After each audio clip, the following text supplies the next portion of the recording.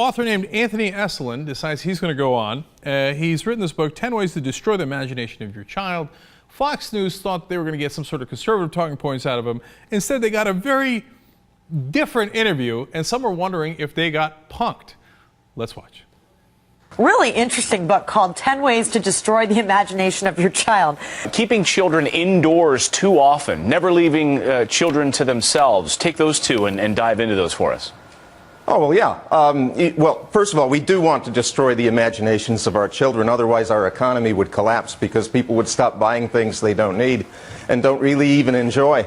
But you can't let your kid be outside because a single blade of grass out there is a more wondrous object than anything that the kid will see on a screen in a month's time of viewing television and video games and all those other things. So absolutely, you've got to keep them indoors. So either he's being sarcastic or he's punking Fox News, but it spins them into a world they're not familiar with. And they're like, wait a minute, is this guy being anti-consumerist? Is he messing with us? What the hell's going on here?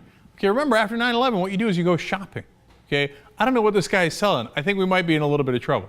So as you watch the next clip here, get a load of the facial expression on Clayton Morris's face. He's the male anchor. Watch. Also, you say a replacement of fairy tales with cliches and fads, cutting heroes down to size. What do you mean? Well, we've done a job on fairy tales in our schools the last several years, right? I mean, last 20 years. You can't have fairy tales because fairy tales are based on what every culture really knows about human beings. It's archetypal. It's natural human knowledge. But we don't want that because that really taps into the imagination. So instead, we've got to replace it with stories about whoever happens to be politically favored at the moment. This trains the child into away from the imagination of politics. Yeah. Called 10 Ways to Destroy the Imagination of Your Child. Anthony Esolen, thanks for joining us today. Look, I worked in cable news. I can tell when someone is talking in their ear. She was told, and she's Juliet Huddy. Hut, go, get out of there, get out of there. Okay. She's like, anyway, yeah, sounds like a great book, we gotta go.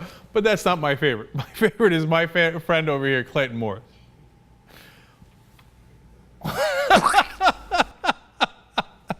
Clayton for the fail on that great look at it he had on his face, like, are we being punked? What's going on here? I don't understand what you're saying.